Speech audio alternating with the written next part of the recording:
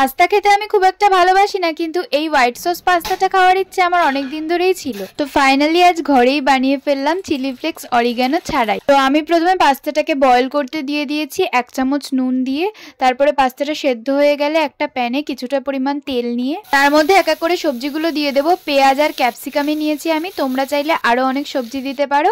এটাকে এবার নুন আর গোলমরিচ গুঁড়ো দিয়ে ভালো করে ভেজে নেব। এরপরে সবজিগুলো ভালো করে ভাজা ভাজা হয়ে গেলে ওই প্যানের মধ্যে কিছুটা পরিমাণ বাটার অ্যাড করে দেবো আর 2 চামচ ময়দা অ্যাড করে দেবো। তারপর এটাকে ভালো করে নাড়তে হবে যাতে হোয়াইট সসটায় কোনো লাম্পস না আসে। লাম্পস এসে গেলে কিন্তু খেতে একদমই ভালো লাগবে না। তারপরে গোলমরিচের গুঁড়ো আর আসল যে ইনগ্রেডিয়েন্ট পাস্তা মশলা অ্যাড করে দেবো।